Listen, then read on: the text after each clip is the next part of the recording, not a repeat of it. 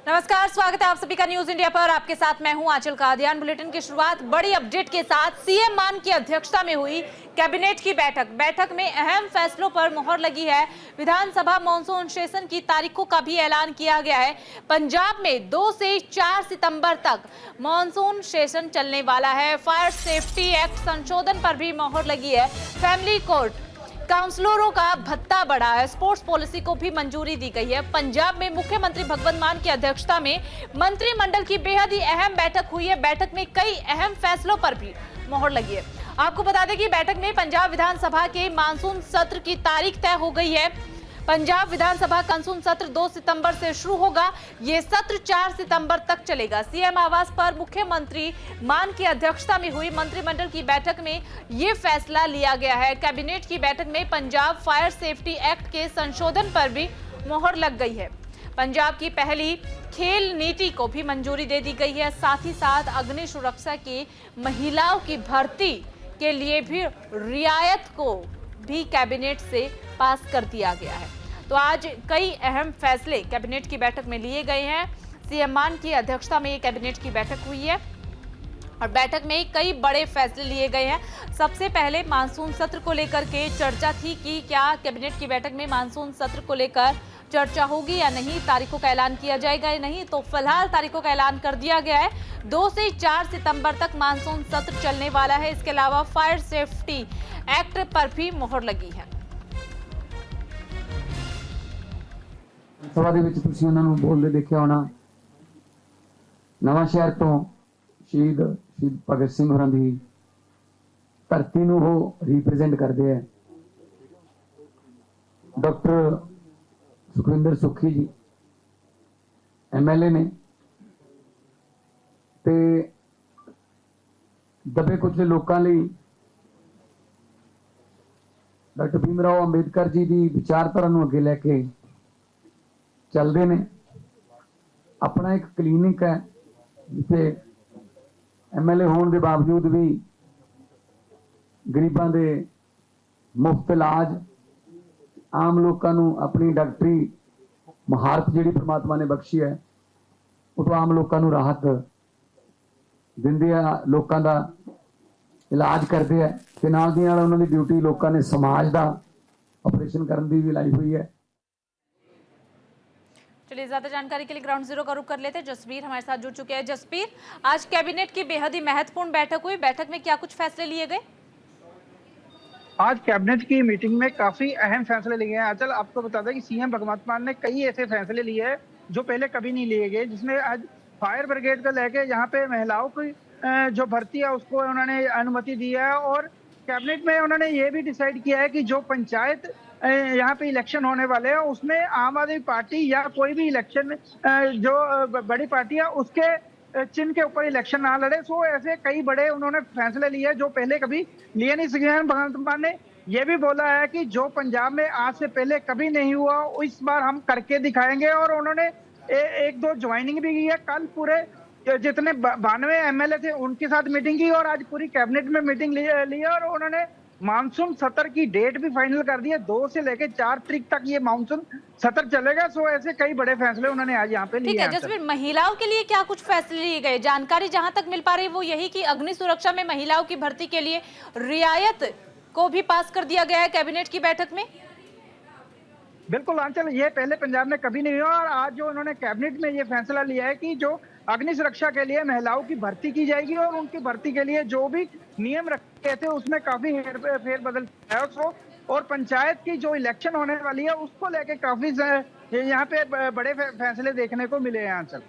ठीक है जसवीर, एक बात और आपसे जानना समझना चाहेंगे। जल्द ही चुनाव होने वाले हैं, जिस तरीके से आपने अभी जिक्र भी किया, उनको लेकर भी आज कैबिनेट की बैठक में चर्चा हुई। इसके अलावा मानसून सत्र को लेकर बैठक में चर्चा हुई है, तारीखों का ऐलान कर दिया गया है। इसके अलावा मानसून सत्र का जब भी जिक्र होता है तो विपक्ष की भूमिका काफी ज्यादा अहम हो जाती है।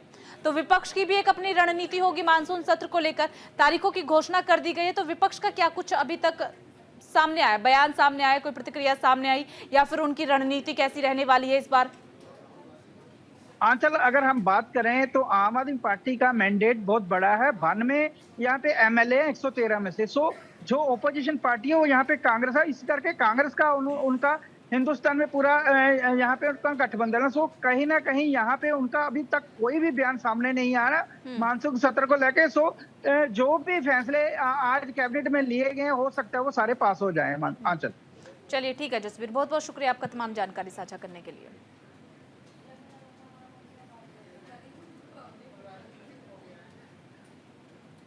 तो उधर जालंधर में सीएम का सरकार अपहे द्वार कार्यक्रम, सीएम मान के जालंधर आवास पर इस कार्यक्रम का आयोजन किया गया है। मुख्यमंत्री ने लोगों से मुलाकात की है, लोगों की समस्याओं को सुना है, साथ ही साथ उन समस्याओं का मौके पर ही समाधान भी किया गया है। जालंधर में मुख्यमंत्री भगवंत मान का सरकार आपके द्वार कार्यक्रम का आयोजन किया गया है और इस कार्यक्रम का आयोजन जो है वो सीएम आवास पर किया गया है।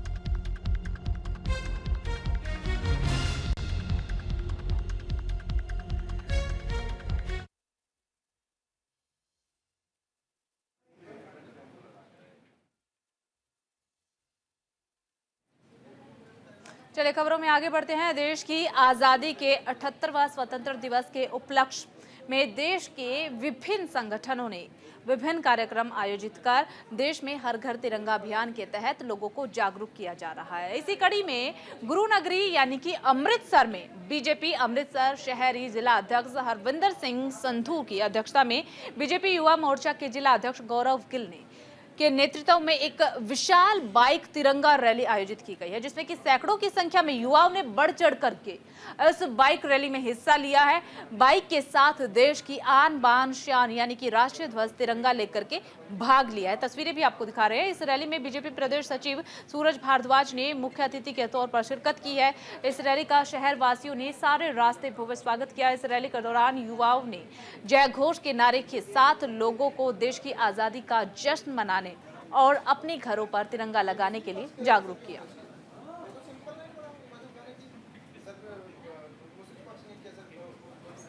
पंजाब में एंटी गैंगस्टर टास्क फोर्स को कामयाबी संगठित अपराध के खिलाफ बड़ी कार्रवाई की गई है। टास्क फोर्स ने 5 लोगों को गिरफ्तार किया है, 40 जिंदा कारतूस और 5 पिस्तौल भी बरामद की गई है। तो ये बड़ी अपडेट इस वक्त आपको बता रहे हैं। संगठित अपराध के खिलाफ एक बड़ी सफलता में anti gangster task force Punjab ने मास्टरमाइंड सुनील भंडारी नाटा समेत 5 लोगों को फिलहाल गिरफ्तार किया है, जो कि फिरोजपुर में हाल ही में हुई 3 हत्याओं समेत जघन्य अपराध की कई मामलों में वांछित चल रहे थे। आरोपी नाटा 31 जुलाई 2024 को दिन दहाड़े सनसनीखेज हत्या का मास्टरमाइंड भी है। टास्क फोर्स ने 5 लोगों को गिरफ्तार कर लिया है। इनके पास से 40 जिंदा कारतूस और पिस्तौल बरामद की गई है, जिनकी संख्या है 5।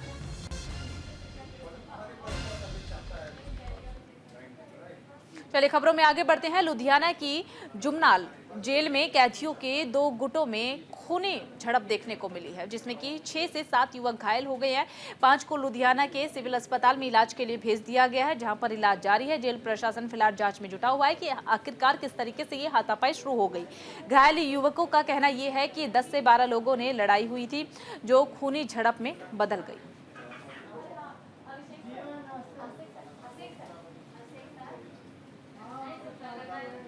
हिमाचल प्रदेश में बारिश और लैंडस्लाइड से लोगों की मुश्किलें बढ़ती ही जा रही है, कम होने का नाम नहीं ले रही है। उधर आईएमडी की अगर माने तो आईएमडी ने अभी भारी बारिश से राहत न मिलने की चेतावनी दे डाली है। वैज्ञानिकों ने 17 अगस्त तक भारी बारिश की चेतावनी जारी की है। कांगड़ा, मंडी, सोलन, शिमला और सिरमौर में अलर्ट जारी कर दिया गया है। साथ ही साथ कुल्लू, शिमला और सिरमौर में बाढ़ की चेतावनी भी जारी की गई है। आपको इसके साथ ये भी बता दें कि हिमाचल प्रदेश के समीज में आज भी 4वें दिन सर्च ऑपरेशन चल रहा है। लोगों की तलाश वहां पर अभी भी की जा रही है।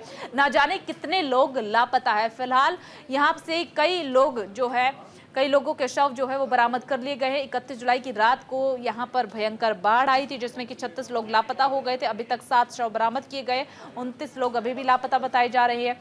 ऐसे में उनकी तलाश करने के लिए लगातार सर्च ऑपरेशन चलाया जा रहा है। आज भी सर्च ऑपरेशन सुबह से ही चल रहा है और बाकी तमाम जो लोग हैं लापता बताए जा रहे हैं उनको ढूंढा जा रहा है।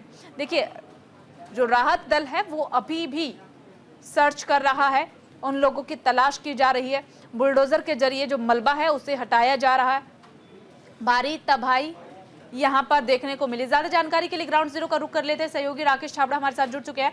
राकेश, फिलहाल क्या कुछ जानकारी है हिमाचल प्रदेश को लेकर? जिस तरीके से बाढ़ आई, बादल फटा, उसके बाद त्रासदी हमने देखी, लोग अभी भी लापता बताए जा रही हैं।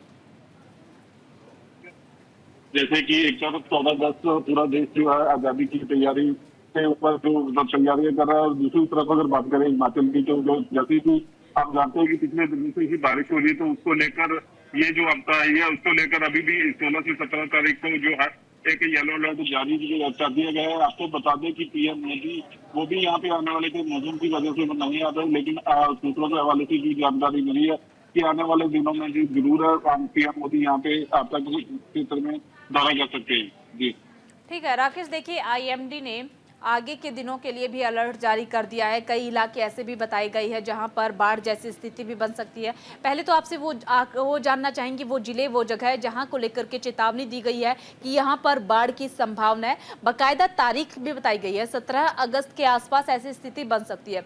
तो वो कौन से जिले हैं वो भी आपसे जानना चाहेंगे, और उन त्रासदी से निपटने के लिए प्रशासन ने फिलहाल क्या तैयारी की है?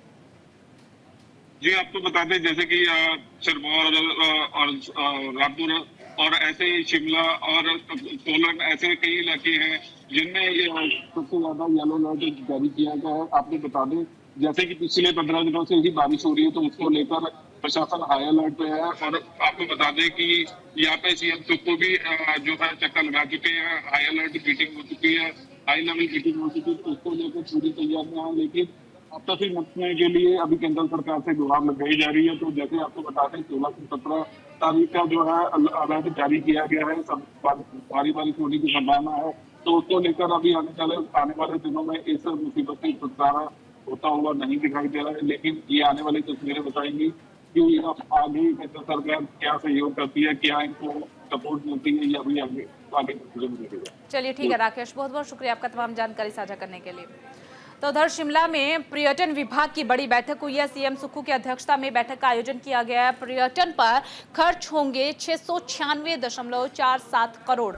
11 नई परियोजनाएं शुरू होंगी। इसके अलावा पर्यटन राज्य की अर्थव्यवस्था का प्रमुख क्षेत्र है। मुख्यमंत्री सुखविंदर सिंह सुक्खू की अध्यक्षता में शिमला में पर्यटन विभाग की ये बेहद ही महत्वपूर्ण बैठक हुई है। बैठक के दौरान मुख्यमंत्री सुक्खू ने कहा कि राज्य में पर्यटन क्षेत्र को बढ़ावा देने के लिए 696 करोड़ रुपए की लागत से 11 नई परियोजनाएं शुरू की जाएंगी। साथ ही इस बात का भी जिक्र किया गया है कि इन सभी 11 परियोजनाओं के लिए निविदाएं आमंत्रित कर ली जाइए। इन परियोजनाओं का मुख्य उद्देश्य होगा कि राज्य में पर्यटक की आमदा को बढ़ावा देना। इसके अलावा जिस तरीके से पर्यटक की संख्या, पर्यटकों की आमद को बढ़ावा देना, पर्यटन राज्य की अर्थव्यवस्था का प्रमुख क्षेत्र भी माना जाता है, जो कि प्रत्यक्ष या फिर अप्रत्यक्ष रूप से हजारों परिवारों का आर्थिक संबल भी देता है। इसके अलावा इसीलिए राज्य में समग्र पर्यटन अनुभव को बढ़ावा देने के लिए नए बुनियादी ढांचों का निर्माण करना बेहद ज्यादा जरूरी हो जाता है। साथ ही इस बात का भी जिक्र किया गया है कि धर्मशाला में 166 करोड़ रुपए की लागत से कन्वेंशन सेंटर का निर्माण भी किया जा रहा है। पालमपुर और नगरोटा बांगवा में सौंदर्यीकरण का कार्य भी चल रहा है, जिसकी लागत बताई जा रही है 95 करोड़ रुपए। तो जगह जगह पर कहीं पर सौंदर्यीकरण का कार्य चल रहा है, कहीं पर निर्माण कार्य चल रहा है।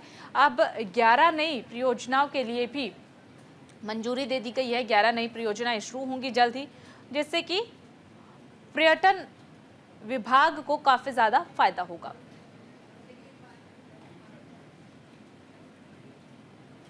नेता प्रतिपक्ष जयराम ठाकुर ने प्रदेशवासियों को स्वतंत्रता दिवस की अग्रिम शुभकामनाएं दी है और सभी से अपने घरों में राष्ट्रीय ध्वज तिरंगा फहराने की अपील भी की है। आपको बता दें कि जयराम ठाकुर ने कहा है कि स्वतंत्रता दिवस हम सभी के लिए महत्वपूर्ण है। देश की आजादी के लिए अपनी जान न्यौछावर करने वाले स्वतंत्रता सेनानियों को शत शत नमन। इस अवसर पर भारत को और मजबूत बनाने के लिए एकजुटता का हम सभी को मिलकर के संकल्प लेना चाहिए।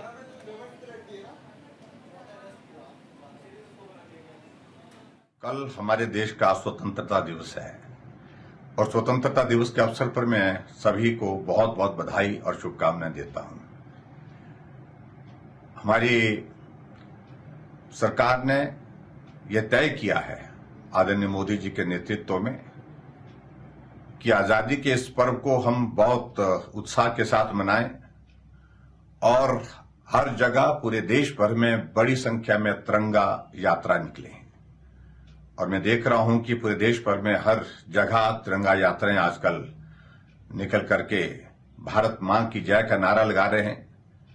और उसके साथ साथ में आदरणीय प्रधानमंत्री जी ने इस बात के लिए भी आग्रह किया है कि हर घर में तिरंगा लगना चाहिए। इसके लिए भी बहुत उत्साह के साथ पूरे देश भर में लोग अपने घर में तिरंगा लगा रहे हैं। सांसद अनुराग ठाकुर ने हर घर तिरंगा अभियान के तहत अपने आवास पर तिरंगा फहराया और तिरंगे के साथ फोटो भी साझा किए। अनुराग ठाकुर ने कहा है कि हर घर तिरंगा अभियान में सहभागिता करते हुए आज मैंने अपने आवास पर तिरंगा लहराकर देश की स्वतंत्रता के लिए अपना सर्वस्व अर्पण करने वाले राष्ट्र नायकों को याद किया है। आज देश के हर कोने में, हर गांव में, हर घर में, यहां तक कि कश्मीर के लाल चौक पर भी तिरंगा खुले मन से फहराया जा रहा है। एक समय ये था जब श्रीनगर के लाल चौक पर तिरंगा फहराने के लिए हमें तिरंगा यात्रा निकालनी पड़ती थी। मोदी सरकार ने जम्मू कश्मीर को 370-35A की बेड़ियों से मुक्त करके श्रीनगर के लाल चौक पर भी तिरंगा झंडा फहराने और जम्मू कश्मीर में अमन, विकास और विश्वास की बहाली का मार्ग प्रशस्त किया है।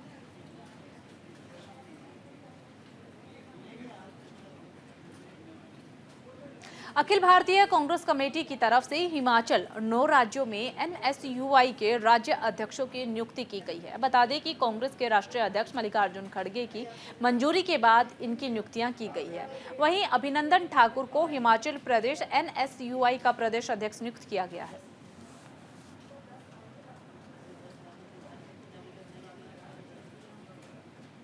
खबरों में आगे बढ़ते हैं। सीएम सैनी ने संत कबीर कुटीर पर तिरंगा लहराया है। हर घर तिरंगा अभियान के तहत सीएम आवास पर तिरंगा लगाया गया है। मुख्यमंत्री सैनी ने जनसभा को भी इस दौरान संबोधित किया।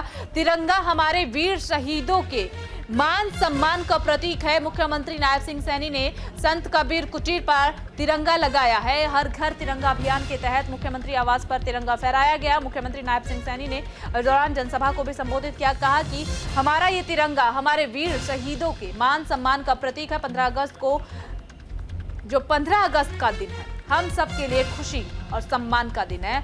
हमारे अमर शहीदों और पूर्वजों की शहादत के चलते हमें आज़ादी मिली है। साथ ही कहा कि आज़ादी से पहले 14 अगस्त को हमारे देश को 2 भागों में बांटने का काम जो है वो अंग्रेजों ने किया था। वो बंटवारा जमीन की सीमाओं का बंटवारा नहीं बल्कि हमारे दिलों और भावनाओं का बंटवारा था। वहीं मुख्यमंत्री सैनी ने इस बात का भी जिक्र किया कि प्रधानमंत्री नरेंद्र मोदी ने हमारे पूर्वजों की विस्थापना का दर्द समझा, विभाजन विभीषिका दिवस मनाने का फैसला किया। साथ ही सीएम सैनी ने कुरुक्षेत्र के मसाना में बन रहे शहीद स्मारक के लिए 51 लाख रुपए देने की घोषणा भी की है।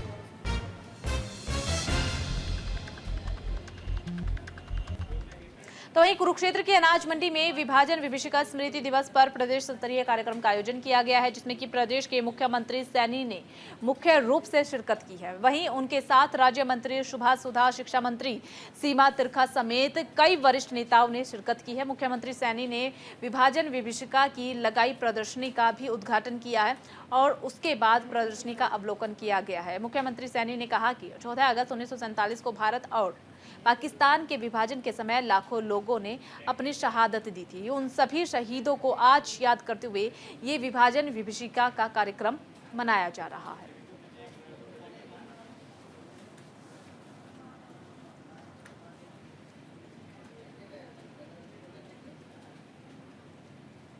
आज हम भारत के विभाजन के बाद हुए रक्तपात में मारे गए अपने पूर्वजों के प्रति श्रद्धांजलि अर्पित करने के लिए हम सब एकत्र आए हैं।